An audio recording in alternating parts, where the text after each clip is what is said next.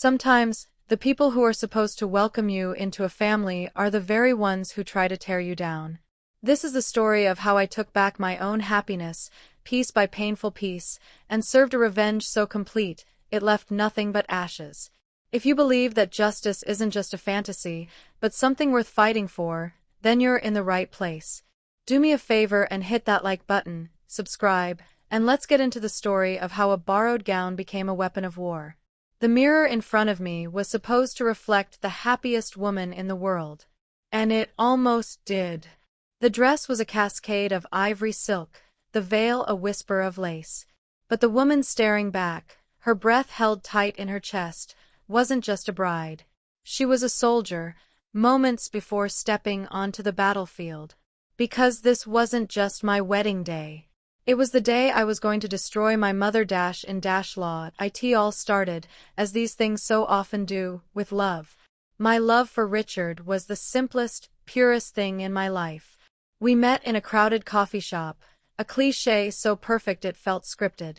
He was a corporate lawyer with kind eyes and a laugh that could make you forget a miserable, rainy Tuesday. I was a librarian, a woman who found her adventures in the pages of books, not in the high-stakes world of finance and family dynasties he came from. For a year, our world was our own. It was late-night talks, lazy Sunday mornings, and the comfortable silence of two people who just fit. He never made me feel like I was less than him because my parents were retired school teachers and his father had a wing of a museum named after him. To him, I was just Madeline. His Madeline. The day he proposed, on a windswept cliff overlooking the ocean, was the happiest of my life. The diamond on my finger felt like a promise, a star plucked from the sky just for me. I was so blissfully, naively in love that I didn't see the shadow that came with the ring. A long, elegant, and perfectly tailored shadow named Vivian Turner. Our first meeting was at the Turner family estate, a place that didn't so much look like a home as it did a monument to wealth. Marble floors gleamed so brightly you could see your terrified reflection in them. The air smelled of old money and lilies, a scent I now associate with passive-aggressive dread. Vivian greeted me at the door. She was tall, impossibly thin, with hair the color of champagne pulled back into a chignon so tight it seemed to pull at the corners of her eyes, giving her a look of perpetual, mild surprise. But her eyes, the same deep blue as her son's, held no surprise at all. They held assessment. The kind of look a jeweler gives a stone to check for flaws. "Madeline," she said, her voice smooth as cream. She didn't offer a hug, just a light, dry handshake. Her fingers were cold. "Richard has told me everything about you." The emphasis on everything made it sound like an accusation. Dinner was an exercise in polite torture. Richard's father, a quiet man named Arthur, was pleasant enough, but he was clearly a supporting actor in the play that was Vivian's life. Every question Vivian asked me felt like a meticulously crafted trap. "A librarian, how quaint," she mused, swirling a blood-red wine in her glass. "It must be so peaceful, being surrounded by all those stories. So much less demanding than the real world." "I find it very fulfilling," I said, my smile feeling stiff on my face.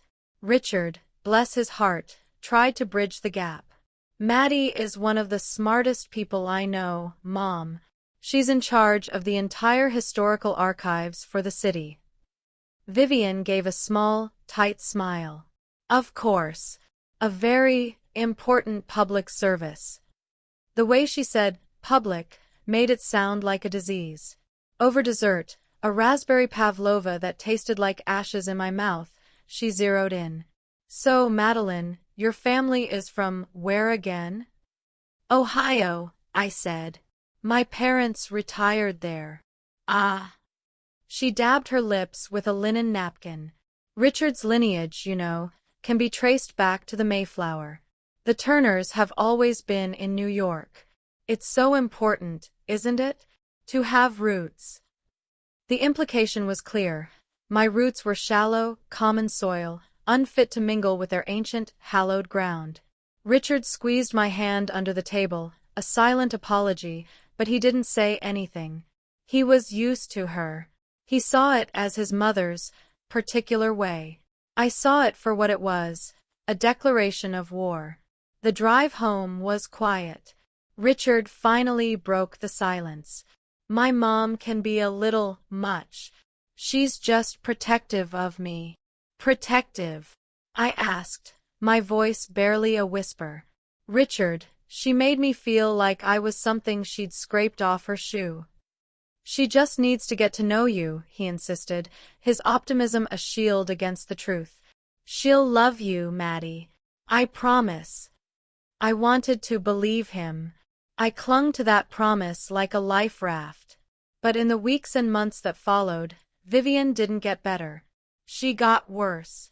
Her attacks became a masterclass in psychological warfare, always delivered with a smile, always in a setting where I couldn't fight back without looking unhinged. At our engagement party, held at an exclusive country club, she invited Penelope, Richard's ex-girlfriend.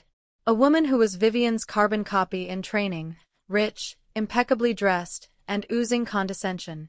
Vivian made sure to pull me aside, Penelope in tow. Madeline, you remember Penelope, of course, Vivian said, her smile not reaching her cold eyes. Her family just donated the new wing to the art museum. Such a generous spirit. She then looked at my dress, a simple but elegant navy blue sheath I'd saved for weeks to buy. That's a lovely dress, dear. Such a brave color. Penelope's smile was a predatory slash of red lipstick. It's wonderful that Richard is experimenting, dating outside his circle. I felt my blood run cold. They spoke as if I wasn't even there. I was a project, a phase, a brave choice. Richard was across the room, trapped in a conversation with an uncle. I was utterly alone, surrounded by 100 of their closest friends, and I had never felt more isolated. The wedding planning was the true descent into hell. Every idea I had was systematically dismantled. My choice of a rustic barn for a venue was something one sees in a farmer's almanac. The simple wildflowers I wanted for bouquets were weeds.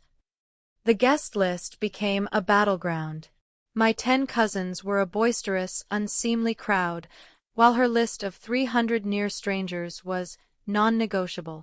A wedding is not a party, Madeline, she told me one afternoon over tea, her voice a low, condescending purr. It is a statement.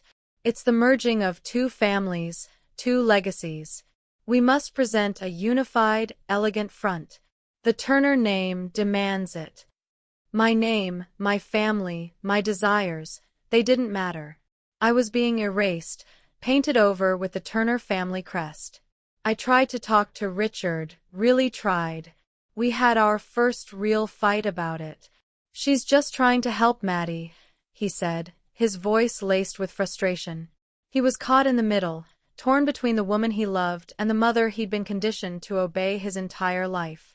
No, Richard, she's trying to control, I said, tears welling in my eyes. She's trying to turn me into a carbon copy of herself. She doesn't want me, she wants a daughter-in-law she can approve of, and I will never, ever be that. You're being dramatic, he sighed, and that one sentence broke a small piece of my heart. He didn't see it. He couldn't see the constant, grinding erosion of my spirit, the daily acid drip of her disapproval. I felt myself shrinking. The bright, confident woman who ran a city archive was being replaced by a nervous, quiet girl who second-guessed everything she said and did. I started having trouble sleeping.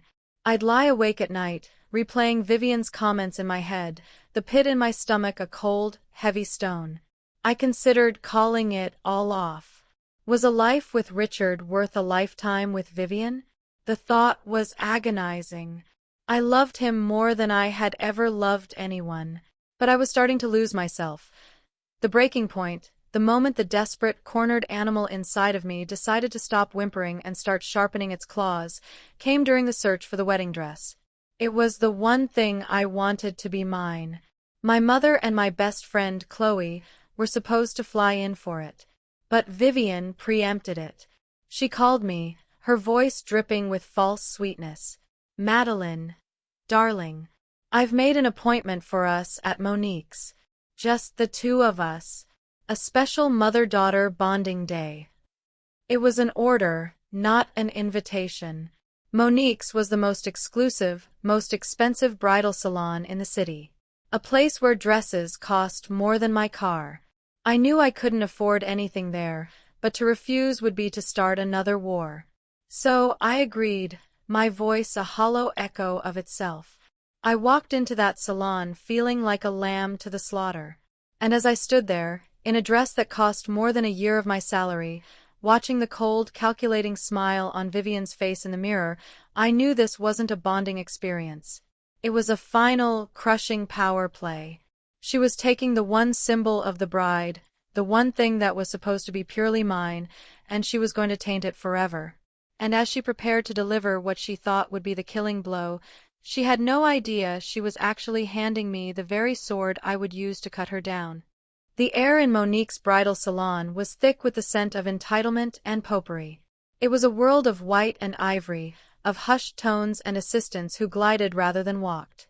Vivian was in her element, navigating the sea of tulle and silk like a shark, while I felt like I was drowning in it. She'd wave a dismissive hand at the dresses I even glanced at. No, no, Madeline. Your shoulders are too athletic for that neckline, and that lace is far too provincial. She and the lead consultant, a severe woman named Beatrice who looked at me as if I were a stain on her pristine carpet, selected the gowns. Each one was more elaborate, more ostentatious than the last. I was a doll being dressed and undressed, my own opinions irrelevant. With each gown, Vivian would stand back, her head tilted, a look of profound disappointment on her face. It's just not quite right, is it? She'd sigh to Beatrice, not to me. The dress is wearing her. It needs to be the other way around. I felt a hot flush of shame creep up my neck. I was being systematically humiliated in a room full of strangers. The other brides-to-be, sipping champagne with their beaming mothers, would occasionally glance over with pitying looks. I was the charity case, the girl who didn't belong. Finally, they put me in the one. It was a magnificent creation, I couldn't deny it. A classic, structured ball gown of heavy satin that shimmered under the salon's soft lights. It was also the most expensive dress in the store. The price tag, which I accidentally glimpsed, was $35,000. I felt dizzy. I stood on the pedestal, staring at my reflection. I looked like a stranger. A beautiful, sad stranger trapped in a fairy tale she hadn't written. Vivian circled me slowly, her eyes narrowed. This was it. The culmination of her performance. She came to stand behind me, her reflection next to mine in the three-way mirror. Her expression softened into a look of faux sympathy. "You know, dear," she began, her voice low and conspiratorial, "I know this is all a bit much for you. The cost, the pressure. It's a different world." I just stood there, my hands clenched at my sides, my knuckles white. I didn't say a word. She continued, her voice dropping to a near whisper, ensuring only I and the ever-present Beatrice could hear. "You love my son. And my son, for reasons I may never fully comprehend, loves you." She paused, letting the insult land. "But let's be honest. You can't afford this. Your family can't afford this. You can't walk down the aisle to marry a Turner looking like you came from a, well, you know." My breath hitched. This was it. The ultimate humiliation. She was going to offer to pay, and I would be forever indebted to her, forever marked as the charity case she had bought and paid for.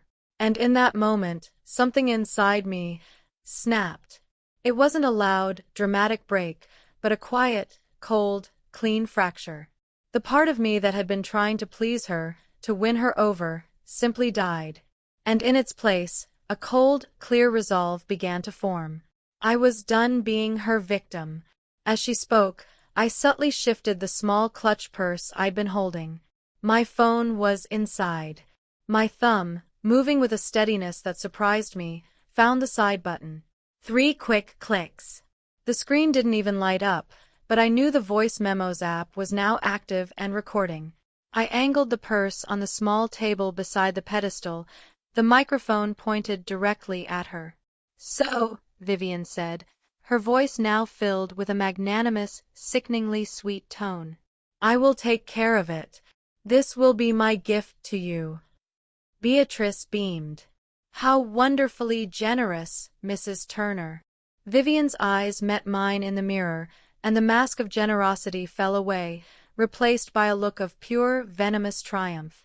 Her voice was a snake's hiss, meant only for me. "Because if you're going to marry my son, at least look like you belong. I'll pay for the dress, but you and I will both know the truth. Everyone will look at you, and all I'll have to do is smile, and they'll know it wasn't yours. They'll know you're a fraud in a borrowed gown." My heart was hammering against my ribs like a trapped bird, but my face remained a perfect, placid mask. I looked at her reflection, held her gaze, and gave her a small, grateful smile. "Vivian," I said, my voice only trembling slightly. I don't know what to say." "Thank you." Her own smile widened. She had won. She had broken me. Or so she thought. I stopped the recording as soon as I was back in the changing room. My hands were shaking so badly I almost dropped the phone. I listened back to it, the sound muffled by the purse, but her voice was unmistakable. Cruel, clear, and utterly damning. "They'll know you're a fraud in a borrowed gown." I felt a wave of nausea, followed by a surge of icy, righteous fury. I had it. I had the weapon. The weeks leading up to the wedding were a strange kind of purgatory. I was outwardly compliant, the perfect, grateful daughter-in-law to be. I let Vivian make the final decisions on the flowers, the catering, the string quartet. I smiled, I nodded, I played my part. Richard was relieved. "See?" he said one night, pulling me close. "I told you she'd come around. Buying you that dress. That was her way of saying she accepts you." I just laid my head on his chest, the lie a bitter taste in my mouth. He was so blind, so desperate for peace. I couldn't tell him. Not yet. He wouldn't have understood the violation, the sheer malice behind the gesture. He would have called it an overreaction. He would have tried to make me delete it, to take the high road. But the high road had led me here, to this place of quiet desperation. The high road was for people who weren't being systematically destroyed. My only confidant was Chloe. When I played her the recording over the phone, there was a long, stunned silence. "Oh my God, Maddie," she finally whispered. "That woman isn't just a monster. She's a Bond villain. You have to do something. You can't let her get away with this." "I won't," I said, my voice harder than I'd ever heard it. "I have a plan." The rehearsal dinner was Vivian's final victory lap before the main event. It was held in a private room at a Michelin-starred restaurant. The air was thick with tension. I could feel the eyes of her friends on me, the whispers behind their hands. They all knew the story she'd been spinning, the poor, clueless librarian being generously shepherded into society by the benevolent matriarch. As toasts were being made, Vivian stood, her glass of champagne held high. She looked every inch the gracious host. "I'd like to propose a toast," she began, her eyes finding mine across the table. "To Madeline, who has shown us all that love can truly bridge any gap." It was a perfectly backhanded compliment, but she wasn't done. Later, as we were mingling, she cornered me by the grand windows overlooking the city skyline. "You look nervous, dear," she said, her smile like a razor blade. She leaned in closer, her perfume cloying and suffocating. "Don't worry. Tomorrow will be over before you know it. Just smile, look pretty in the dress I bought you, and try not to embarrass Richard." Then she straightened up, her expression changing instantly to one of warm affection as someone approached. "Isn't she just radiant?" Vivian said to the guest, squeezing my arm. That night, I didn't sleep at all. I sat by the window of my hotel room, looking out at the sleeping city. The beautiful $35,000 dress hung on the back of the door, a shimmering white ghost. It was my cage, my crown of thorns. Vivian thought it was a symbol of my submission, of her ultimate victory. She had no idea that I was about to turn it into her public execution. In my hand, I held my phone, the recording saved, backed up, and ready. The decision wasn't if I would use it anymore. The only question left was how to ensure it did the most damage possible. The morning of my wedding day dawned gray and overcast, a perfect reflection of my soul. But beneath the anxiety, there was a new, unfamiliar feeling, a cold, hard clarity. The time for suffering was over. The time for planning was now. My bridesmaid, Chloe, was my general. She arrived at my suite with coffee and a tactical whiteboard she jokingly bought from an office supply store. While the hair and makeup artists buzzed around us, we spoke in low, coded tones. "Operation Trojan Gown is a go," she whispered, handing me a steaming mug. "What's the insertion point?" "The reception," I said, my voice firm. "Specifically, the toasts. She will not be able to resist taking the stage. She lives for the spotlight. And when she does, she'll make a toast to Richard, and then she'll say something veiled and nasty about me. It's her pattern. She'll set the trap herself. And you'll spring it," Chloe finished, a grim smile on her face. "I love it. But how do we handle the logistics? The audio. We can't just hold your phone up to a microphone." That was the problem that had kept me awake all night. The execution had to be flawless. It needed to be clear, undeniable, and broadcast to every single person in that ballroom. Chloe's eyes lit up. "The DJ. Marcus. You hired him, right?" "Not Vivian. I had. It was one of the few battles I'd won. I'd insisted on a DJ who played more than just Vivaldi, and Vivian had reluctantly conceded after Richard backed me up. Marcus was a young, cool guy we'd met at a wedding expo. He seemed professional, but more importantly, he seemed approachable. "He's our weak point," I said. "Or our strongest asset." An hour later, Chloe staged a diversion, loudly proclaiming a makeup emergency and dragging the stylists into the bathroom. I slipped out of the room and called Marcus. My heart hammered as the phone rang. "Hey, Madeline. Happy wedding day," his cheerful voice answered. "Hi, Marcus. Thanks. Listen, I have a strange request," I began, trying to keep my voice even. "I have a surprise for Richard. A little audio clip I want to play during the toasts." "Oh, cool. A little voice message from his past? Love that stuff." "Sure, no problem. Just email me the file, or you can airdrop it to my laptop when you get here." My blood ran cold. I couldn't send the file. What if he listened to it beforehand? What if he showed it to someone? What if he refused to play something so incendiary? I couldn't risk it. "Actually," I improvised, my mind racing, it's a bit more personal. I'd rather just plug my phone directly into your system when the time comes. It's queued up and ready. It's meant to be a live, spontaneous moment." There was a pause. I held my breath. Yeah, I guess we can do that," he said, a little hesitant. "I'll just need a standard AUX cable. You'll have to be near the booth." "Is this happening right after a specific speech?" "Right after Vivian Turner's," I said, and the words felt like dropping a stone into a deep, dark well. "She'll speak, and then I'm going to go up to say a few words of thanks. That's when I'll need the connection." "Got it. Vivian Turner's toast, then you. I'll be ready for you." I hung up, leaning against the wall, my legs feeling weak with relief. Step 1 was complete. The next step was concealment. I couldn't just carry my phone up to the podium. It would look clumsy, premeditated. I needed it to be a surprise. I looked at my bouquet, a beautiful cascade of white roses and eucalyptus that the florist had just delivered. And I saw it. With trembling fingers, I took the bouquet and, in the very center, I carefully worked a small space between the stems, right behind the largest rose. It was a perfect, hidden pocket. My phone, a slim, dark model, slid inside, completely invisible unless you knew exactly where to look. It felt heavy, like a secret weapon nestled amongst the symbols of love and purity.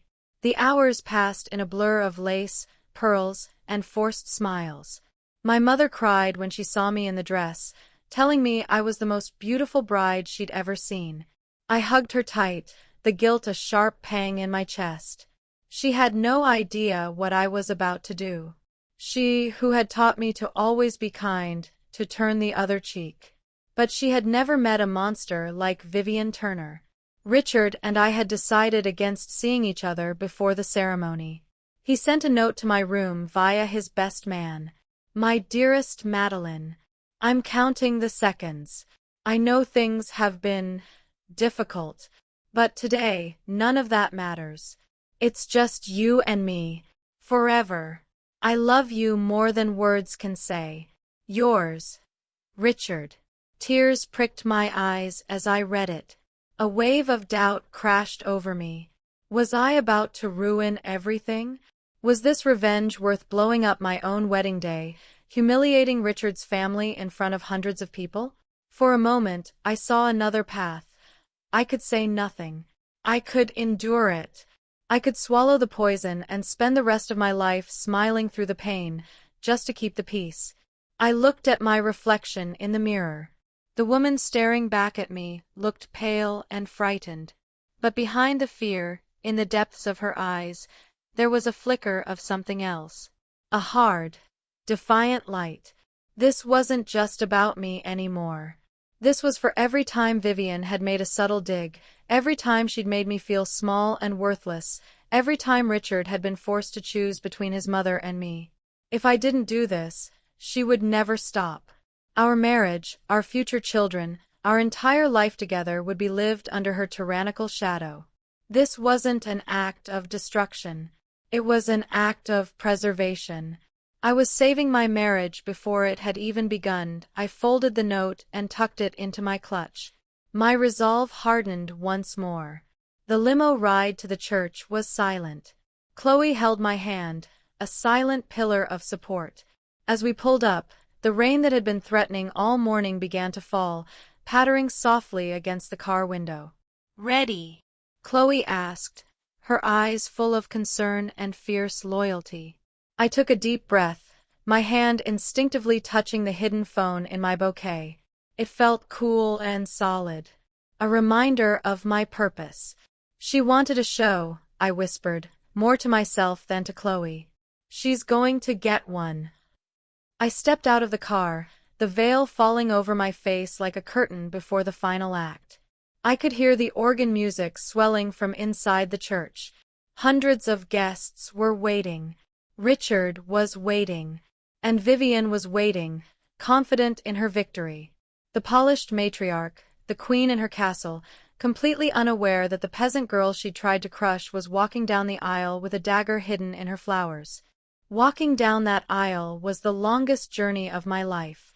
The church was a breathtaking cavern of Gothic architecture, filled with the faces of friends, family, and a sea of Vivian's high society acquaintances.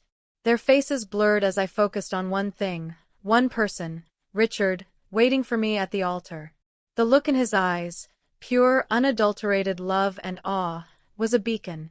For a few precious moments, the world fell away. There was no Vivian, no recording, no revenge plot. There was only him. Our vows were a strange, surreal experience. As I promised to love and honor him, for better or for worse, the words had a profound, double meaning. I was about to bring the worse into our lives in the most public way imaginable, but I was doing it to secure a future of better.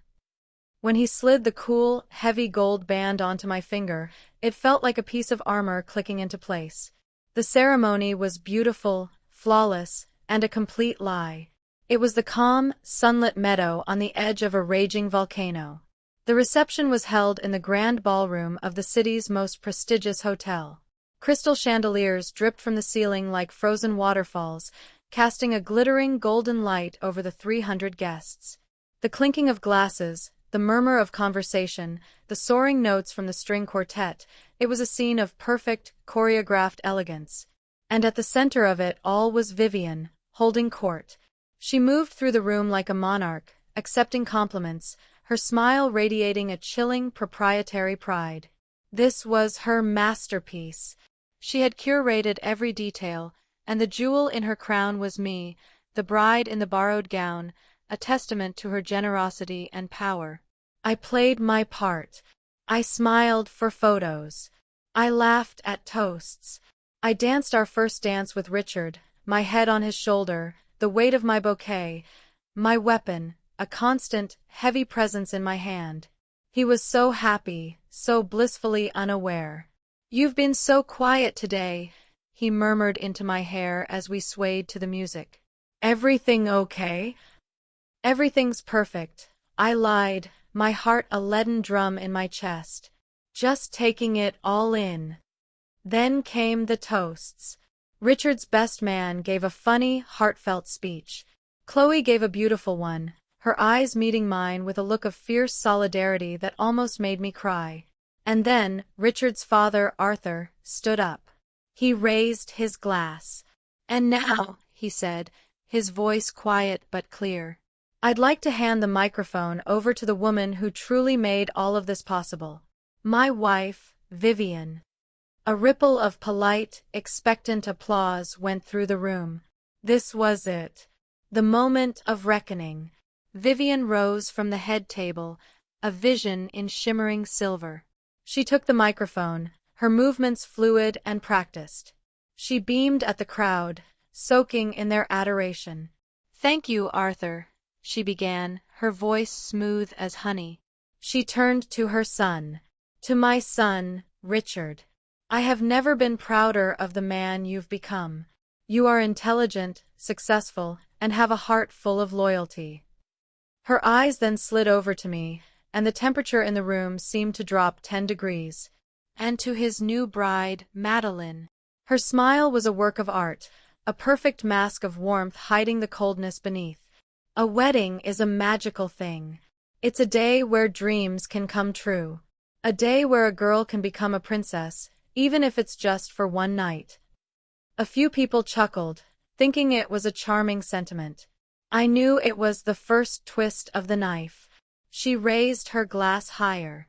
"So I ask you all to join me in toasting my son," she said, her voice ringing with saccharine sweetness, "who deserves so much more." She paused for dramatic effect, letting her eyes sweep the room before landing back on me with pinpoint accuracy. "Then a gold-digger bride in a borrowed gown." The words hung in the air, sharp and poisonous. A collective gasp sucked the air out of the ballroom. The murmuring stopped. The string quartet faltered into silence. Forks clattered against plates. Richard froze beside me, his face a mask of horrified disbelief. He looked from his mother to me, his mouth opening and closing with no sound coming out. Vivian's smile widened. It was a look of pure, unadulterated triumph. She had done it. She had humiliated me in front of everyone who mattered. The story would be whispered at every country club and charity gala for years. The nobody librarian who had to have her dress bought for her. But then, I stood up, my own chair scraping softly against the polished floor. I picked up my champagne flute, and I smiled. A calm, serene, radiant smile. "Thank you, Vivian," I said, my voice perfectly clear and steady, amplified by the microphone I gently took from the stunned best man. It carried to every corner of the now silent hall. "Thank you for that toast. And for reminding me of your incredible generosity." I turned from her to face the sea of confused and curious faces. Because what many of you don't know, and what Vivian is so graciously alluding to, is that this magnificent gown, this borrowed gown, was indeed paid for entirely by Vivian herself. I saw a flicker of confusion in Vivian's eyes. This wasn't the reaction she expected. She thought I would cry, that I would run. I continued, my voice gaining strength. It was a gift, given during a private moment between a mother and her future daughter. A moment I was so touched by, I actually recorded her words so I would never forget them. And then, I reached into my bouquet. The room watched, utterly captivated, as I pulled my phone from its nest of roses. My movements were slow, deliberate. I unlocked the screen, my thumb hovering over the play button on the audio file I'd named The Gift. I gave a small nod to the DJ booth. Marcus, his face pale but determined, gave me a thumbs up. The AUX cable was ready. Vivian's face, for the first time, registered alarm. Madeline, what do you think you're doing? This is inappropriate. Is it? I asked sweetly, walking calmly towards the DJ booth at the edge of the dance floor.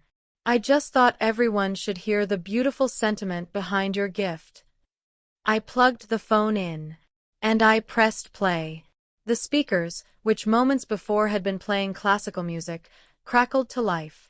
And then Vivian's voice, her real voice, stripped of its public grace, filled the ballroom. It was slightly muffled, the audio quality of a hidden phone, which only made it sound more clandestine, more sinister. If you're going to marry my son, at least look like you belong. I'll pay for the dress, but you and I will both know the truth. Everyone will look at you, and all I'll have to do is smile, and they'll know it wasn't yours. They'll know you're a fraud in a borrowed gown. The silence that followed was absolute. It was a heavy, deafening void.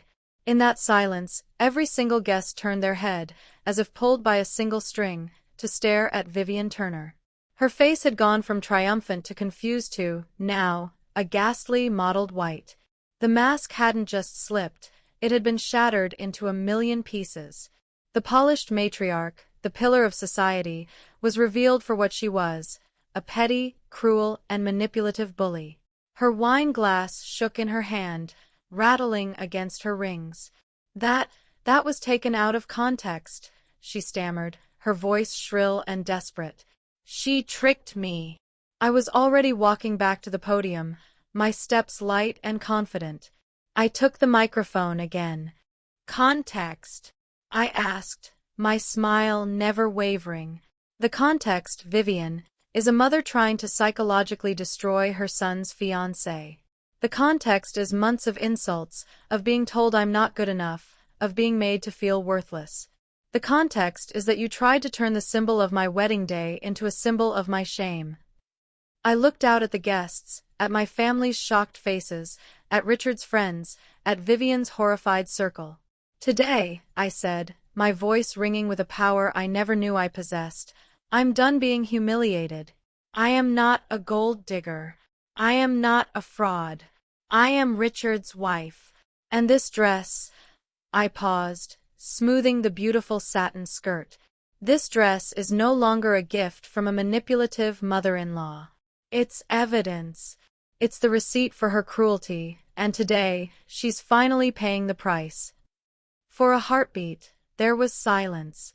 And then, from the back of the room, a single person began to clap. It was Chloe. Then my father stood up and joined her. Then another guest, and another. Within seconds, the ballroom erupted in thunderous applause. People were standing, their faces a mixture of shock, disgust at Vivian, and overwhelming support for me. Richard came to my side, his eyes shining with a mixture of horror at his mother and fierce, undeniable pride in me. He wrapped his arm around my waist, pulled me to him, and kissed me, right there, in front of everyone. The applause grew even louder. Vivian Turner, red-faced and trembling with a rage she couldn't express, slowly, stiffly, lowered herself back into her seat. Her husband, Arthur, stared at her, his face a grim mask of disappointment, before turning his back to her completely. For the rest of the night, no one approached her table. No one spoke to her. The cameras from the society pages, which she had so eagerly invited, had captured it all. The whispers that followed her were not of admiration, but of scandal. Later that night, Richard and I danced under the chandeliers. The cloud of dread that had followed me for months was gone, incinerated in the fire of that one perfectly executed moment of defiance. I felt light. I felt free. I felt like myself again. "I am so sorry, Maddie," Richard whispered, holding me tighter. "I was so blind. I never should have let it get that far." "You see it now," I said, looking up at him. "That's all that matters." We left our own reception early, walking out into the cool, rain-washed night, leaving the fallout behind us. The next morning, our phones buzzed with messages. The story was already spreading like wildfire. The headlines on the society blogs weren't about the wedding of the year, they were about the takedown of Vivian Turner. She hadn't just lost a battle, she had lost her power. Her carefully constructed image of grace and elegance was shattered forever, and all that was left was the ugly truth. In the quiet of our honeymoon suite, looking out at the ocean, I thought about the word revenge. It had always sounded like such a dark, consuming thing. But as I sat there, with my husband's arm around me and a future that was finally our own, it didn't feel like darkness. It felt like the dawn. I hadn't just gotten revenge. I had reclaimed my life, my dignity, and my own happily ever after. And it was more beautiful than any fairy tale. Vindication is a powerful thing.